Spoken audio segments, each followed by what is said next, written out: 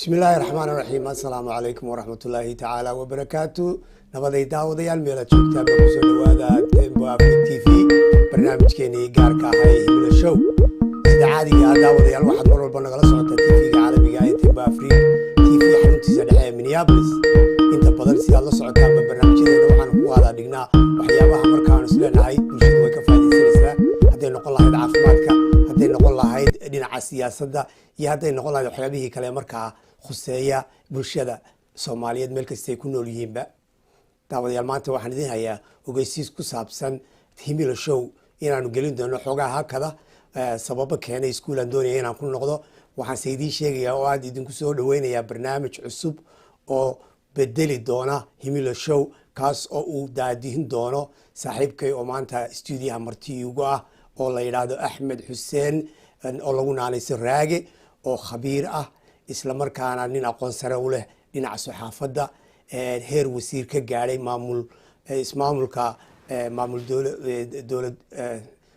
ismaamulka Soomaalida ee Ethiopia oo markaa ah xubin muhiim oo aad loo yaqaan inagu soo kordhin doona khibrad fara badan oo dhinaca saxaafadda isla markaana leh aqoonteedii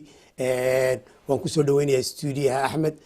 waxaan kaloo doonayaa inaan idin sheego maanta Janiska waxaan kaga faa'iideysanayaa inaan ku weydiiyo dhowr su'aalood oo ku saabsan isbedeladii xawliga ahaa ee ka dhacay waddanka Ethiopia 40kii sano la soo dhaafay kaasoo aan isleeyahay waxay la qabaan wadannada kale ee Afrika gaar ahaan bariga Afrika oo aynu ognahay in qaarna isbedelayeen hadday noqon lahayd doorasho iyo hadday noqon lahayd qaabab kaleba marka Axmed ku soo dhawow stuudiyaha Tembo Afrique TV aad baan ugu faraxsanahay inaad nagu soo biirto aad baan ugu faraxsanahay inaad Himilo Show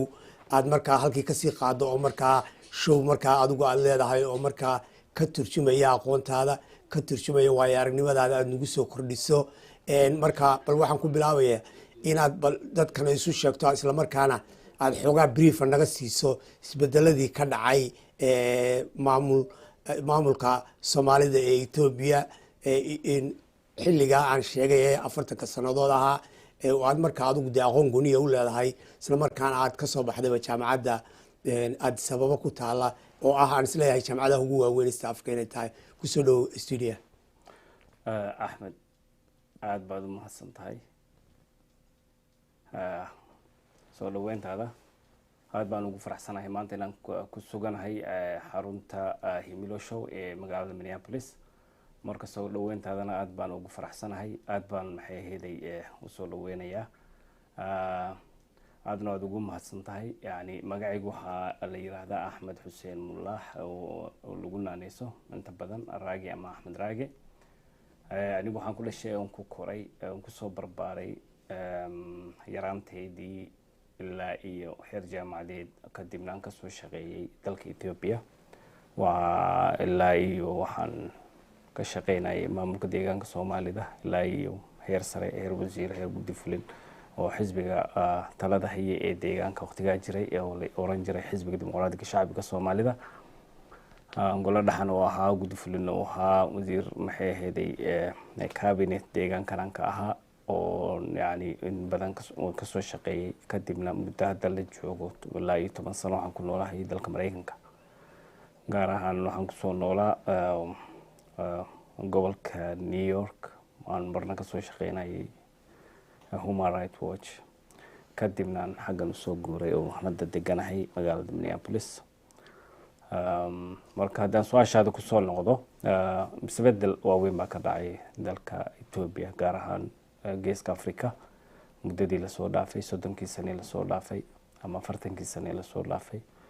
marka intaan ka warqabo marka 30kii sano la soo dhaafay markaan eegno 30kii sano maxay dhaan meesha ku soo barbaarnay waa 30kii ama 20kii sano 27 sano u dambeysay oo EPRDF qolada la yiraahdo ama qolada loo yaqaan TPLF oo dalka maamuleysay markuu isbedelkii uu ka dhacay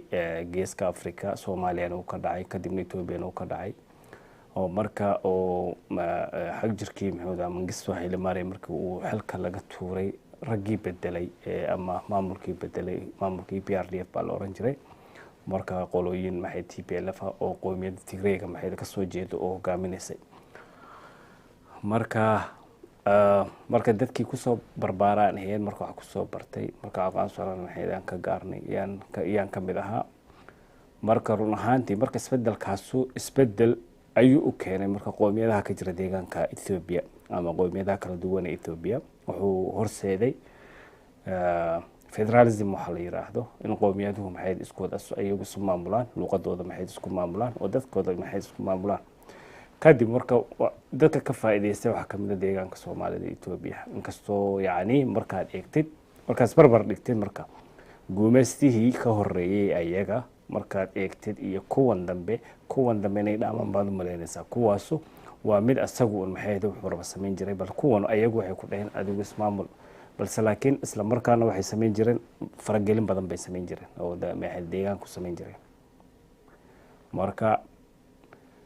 faragelintaas marka maxay ahayd deegaankii sidii la rabay maxay ahayd uma hana qaadin maxay ahayd hore uma soconin balse laakiin wax la taaban karo in luqadii hooyo wax lagu barto luqadii hooyo lagu shaqeeyo oo dhalinyaradii maxay deegaanka soo baxday ku shaqeey maxay deegaankii ay qabtaan oo ka shaqeeyaan taas waxay sababtay marka waxyaalaha waxaan karaa marka hadii yaani dhinac la eego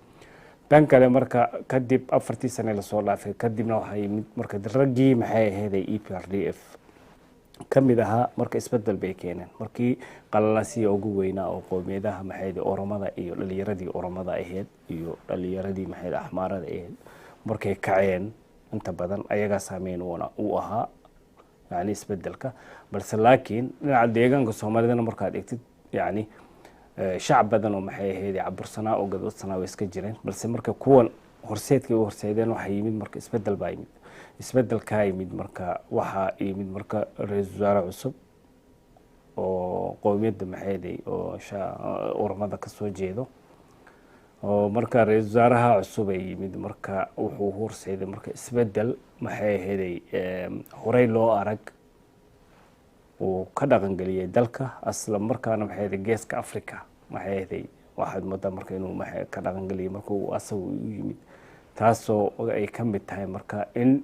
dadkii maxay ahayd siyaasiyiinta ee xirxirnaa saxaafadii wixii oo dhan inuu xor ka dhigay deegaanka Soomaalida markii horena cabursanaa oo maxay ahayd rag u xirxirnaana maxay ahayd inuu siyaasadii furfuray oo rag cusub oo maxay ahayd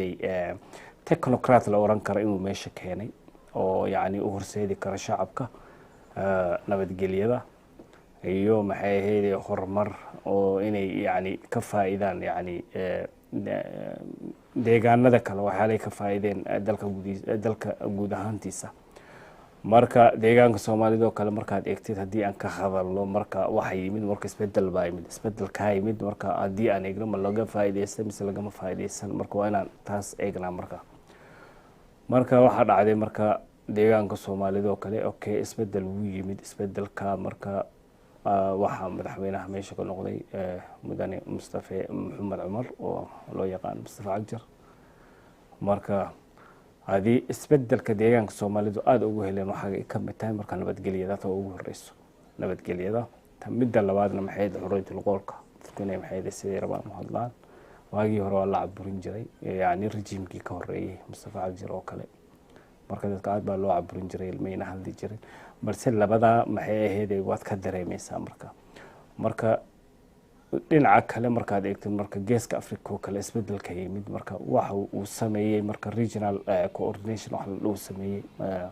ra'iisul wasaaraha cusub ee dalka Ethiopia marka inuu la heshiiyo Ethiopia maadaama ay tahay wadan maxay ahayd 6 dawladood maxay ahayd daris la ah maadaama ay tahay wuxuu sameeyay heshiis maxay ahayd 20 sano qalalaadsa ka dhacay Eritrea Ethiopia dhibaatooyin badan oo maxay ahayd meesha ka jira inuu furfuro dhulkii la isku haysto inuu maxay ahayd yaani go'aamiyo oo ku wareejiyo qoladii maxay ahayd Eritrea kadibna wuxuu sameeyay coalition inuu la sameeyo maxay ahayd dowladda Soomaaliya ka horeysay ayagoo maxay ahayd heshiisada geesoo gaaray marka heshiisada marka la oran karo waa isbedelada la oran karo kuwana ka mid ah horta sidaa xustay Abiy Ahmed wuxuu wadanka qabsaday 2018 siyaasadda ugu weyn iyo horumarka ugu weyn uu sameeyay waxa weeyaan cooperation iyo collaboration uu la sameeyay wadanadii marka conflict uu ka dhaxeeyay oo Tigray ugu horeysay Eritrea ugu horeysay iyo Soomaaliya marka waxay taasi u fududaysay inuu horumar sameeyo inkastoo cadaadis gudaha kaga yimi oo ay markaa ku kaceen jabhaddii maxaa la odhan jiray tigreega oo markaa dagaalo qaraadhi dhaceen marka hadda waxaad moodaa in waddanka culays badani fuulay haddaad eegto dhinaca amniga oo kale oo ormada lafteedu jabhado meeshaas ay ka dilaaceen marka xuduud soomaaliya lafteeda xoogaa xurgufi kasoo kordhay dhinaca canfar ay lafteeda kasoo kordhay bal inagoo u iman doono dhinaca security iyo xuduudaha iyo sidii loo xadeyn lahaa horumar in la sameeyo waa caddahay mustafa sidaa sheegtay mustafa cagjar uu horumar sameeyey oo magaalada jigjiga anigu waan tagaa sanadkiiba mar baan tagaa markaan ugu yaraado way ka muuqata horumarka infrastructureka jidadka iyo goobaha caafimaadka iyo dadku siday u nool yihiin iyo amniga iyo way fiican tahay horumarka kale la sameeye waxa wey dhinaca waxbarashado arday badan baa kasoo baxda jaamacadaha weliba ma aha only deegaanka soomaalida oo keliya etoobiyada kalaa timaada soomaaliya lafteeda maamul goboleedyada dad u diro oo kasoo qalinjabiya dhibaatada marka aniga ii muuqatay waxay ahayd dadkii ardaydii way badan yihiin soo qalinjabinaya laakiin shaqo u diyaarsan oo badan baan jirin oo deegaanka ah weliba ma sheegin de mid ama ka helay hay-adaha ama markaas meel kale wax ka helay ama waddanka intiisa kale aadiyaad sababa laakiin magaalada jigjiga shaqooyinka markaa dadka u furan iyo dad shaqa taga way yar yihiinoo dee xataa maaragtay meelaha loo shaqa tagay warshadaha yaryar iyo ka mid yihiin shaqo abuur badan baan jirin marka markaad halkaa diiradda saarto maxaad is leedahay baa keenay oo koosgareeyey inaan horumar dhinaca laga sameynin shaqo abuurka run ahaantii yani dhaliisha iska jirtaa deegaanka soomaalida oo kale waxaad moodaa maxay ahayday dadku inta badan ama dhalinyarada markay soo qalin jabiyaan meelaha ay shaqada ka radsadaan waxay tahay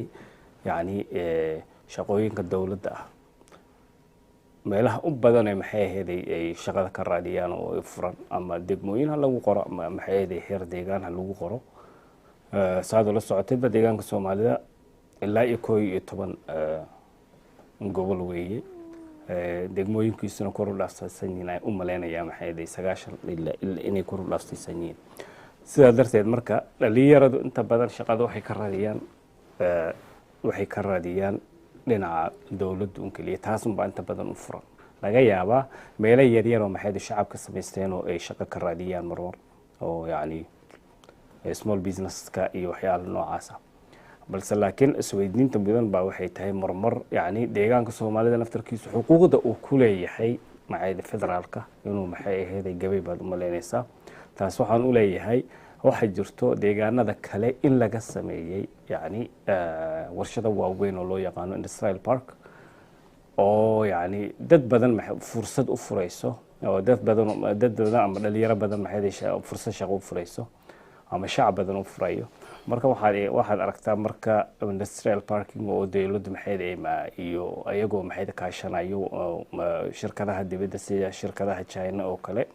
inay ka dhaqan galiyaan maxay dawladaha kala duwan maxay deegaanada kala duwan ee maxay Ethiopia ku taalo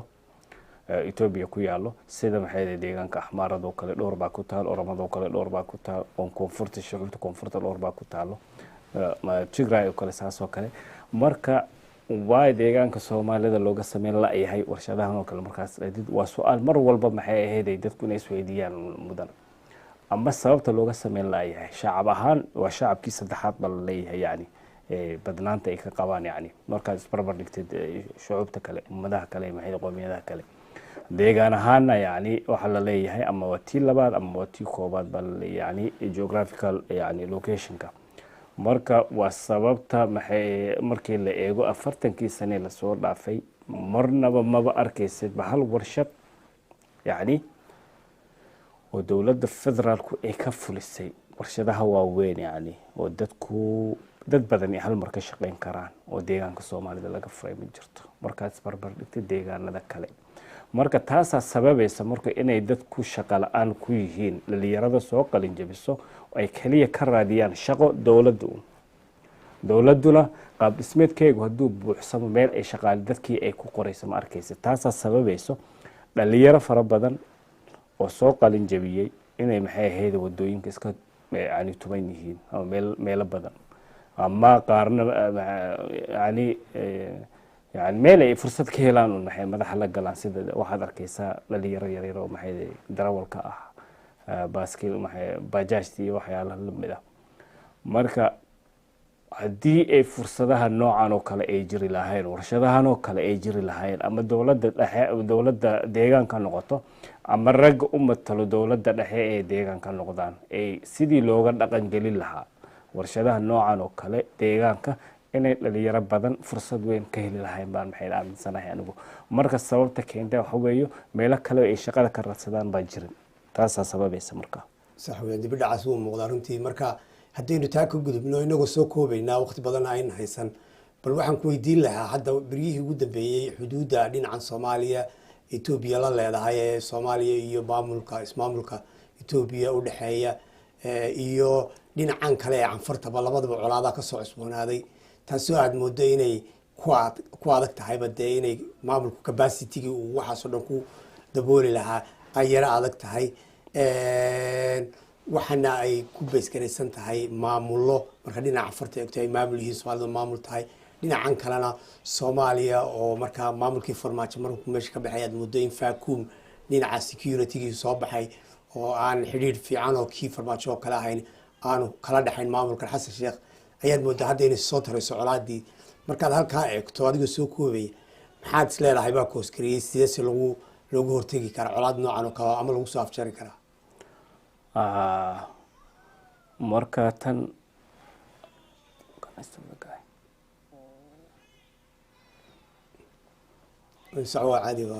marka anigu waxaan oran karaa marka tan kolley waa dhibaatooyinka jiro markaan eegno hadda Canfarta oo kale Canfarta iyo shacabka degan ee Soomaalida ee xuduudda la leeyihiin deegaanka Canfarta dhibkanu waa dhib soo jireen ah marka inta badan dhibkan wuxuu ka dhacaa saddex goobood buu ka dhacaa meel ay dhahaan Cundufto iyo Gadaamayto iyo la yiraahdo iyo deegaan kale oo la yiraahdo Ardayto saddexda meel buu inta badan ka dhacaa dhibkan marka waa dhib soo noqday inta badan soo noqday dad un ku dhamaaday shacab un ku dhamaaday marka hal looma waayin arrinkan hadda waxa dhacday maalin dhow hadii weegan aan u maleynaya in dhinaca Canfarta laga soo galay deegaanka Soomaalida ilaa 120 kilomitir sida la sheegay am no sure laakiin idaacadu say sheegayaan marka dawladda deegaanka noqoto ama dawladda federaalka noqoto labada deegaan iyo federaalka noqoto hal umayna waayin maxay sidii yani u maareyn lahaayeen dhibka soo noqonay yani ani waxaan qabaa dadkan every year way ku dhamaadaan every year kaliya ma aha every time way ku dhamaadaan oo isku laayaan marka meeshanu hadii yani ani ahaan fikir ahaan u soo jeedinay dawladda federaalka noqoto dawladda deegaanada noqoto dadkan inay badbaadaan haday rabaan waxay sameyn karaan in meesha dhan dadka shacabka laga raro yani meel wax kale maxay meesha laga sameyn karo ama warshadaha laga dhiso oo yani labada deegaan waxay isticmaali karaan ama harun ciidan baa laga dhigaa dadkan say isugu laabnimo meesha fikir noocaas aan soo jeedin lahay sababtoo ah dadkan maalin every maxay ahayd ama bil ha noqoto ama year ha noqoto ama quarter ha noqoto every way isku dagaalaan meesha dad un baa ku dhamaado wax kale maxay dadkii baa ku dhamaado deegaan labadii deegaan mar walba way isku dhacaan yani oraaliha saga dhacaan ama waxay saga dhacaan way isku dhacaan tan sid loo xaliyo marka taa waa in meel la saaraa tan kale maxay hadaan kugu soo noqdo maxay u dhaxaysay xuduudda Soomaaliya iyo Ethiopia al-shabaab oo soo gudubtay oo deegaanka Soomaaliya soo gashay waxaan u maleynayaa tan markii 2014kii mar bay maxay isku dayeen inay soo galaan markii waa la xaliitaa laakiin tan waa tii ugu darneed bay oo maxay dad badan ku dhamaaday labada dhinacba marka tan waxa keenay anisaan u maleynayaa kulli isbedel ka yimid inuu sabab u noqdaa dhici karto marka isbedel ka yimid in dad badan oo maxay ahayd cadab ku ah ama wadamo badan oo maxay ahayd cadab ku ah oo Ethiopia ay leedahay inta badan cadab bay ugu yihiin sida Masar oo kale inay gadaal ka soo riixayso dadkan oo yani ay ka fulinayaan maxay ahayd waxay rabaan inay ka fushadaan ay rabaan maxay ahayd deegaanka Soomaalida ee Ethiopia ama dhinaca ay ka soo galaan Ethiopia marka tanuna mar walba maxay ahayd waa in ama deegaanku ha noqdo ama maxay dawladda federaalka ha noqdo ee xuduudeeda xirato maxay uga figjignaata يعني هذا مرة دي باللابان شبابكو مركا شقي كدغانayaan anytime ay ka soo gudbi karaan marka tan kale maxay calaaqaadka u dhaxeeyo de maxay Soomaaliya iyo Itoobiya marka Soomaaliya waa inay yani labada wadan inay wada hadlaan ay maxay wanaajiyaan horto waxaad moodaa marmar in xoogaho markuu farmaajo meesha ka baxay xoogaho maxay la kala fogaanayaan u maleynaysa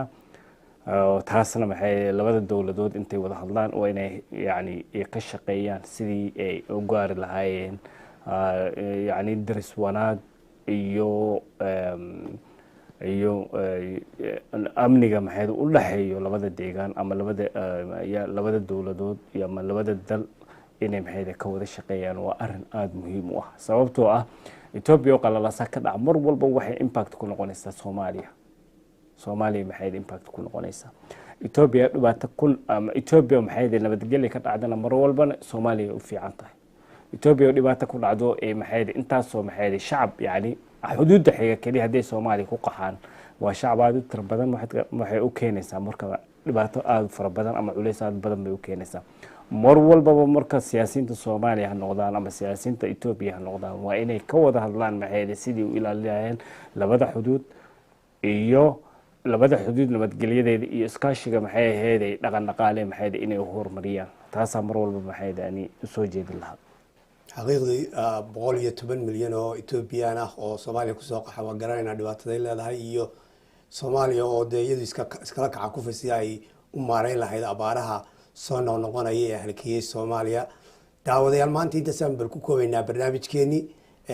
hadda wixii laga bilaabanaa Himilo Show daawadayaashoodu waxay daawan doonaan raage iyo barnaamijyadii noo soo diyaarin doono saacadu waxay noqonaysaa maalin kasta axada 2 duhurnimo sidii caadiga ahayd waa saacadii aan ugu soo gali jiray halkan baad kala soconaysaan waxaanan aaminsanahay aqoonta uu leeyahay iyo khibradda uu leeyahay iyo haday noqon lahayd Soomaaliya iyo region corner Ethiopia oo ku koray oo ku dhashay wax ku bartay oo ilaa heer wasiir ka gaaray maamulka Soomaalida ee Ethiopia inuu wax badan idinka faa'iideyn doono gaar ahaan xilligan adag ee lagu jiro oo aad hadda ka garan kartaan qaabka uu dhigay ee marka u sharaxay waliba u sheegay sidii loo maareyn lahaa dhibaatooyinka hadda yaala haday noqon lahayd dhinaca labada xuduud ee Soomaaliya iyo Ethiopia iyo haday noqon lahayd tan kale canfarta iyo hadii ay noqon lahayd shaqaabuur sidii loo sameyn lahaa qof capacity leh oo marka ummadda u faa'iideynaya inuu yahay Axmed aad baad u mahadsantahay inaad maanta barnaamijka ila soo qayb gasho aad baad u mahadsantahay inaad Temba Africa mid noqoto welcome baan ku leenahay waxaan rajeynaynaa inaan insha Allah barnaamijyada ka daawan doono hawada weega iyo bilaha iyo sanadada soo socda inta iyo nabadgelyo ayaan dileeyahay. Assalaamu calaykum waraxmatullaahi tacaala wabarakaatuh.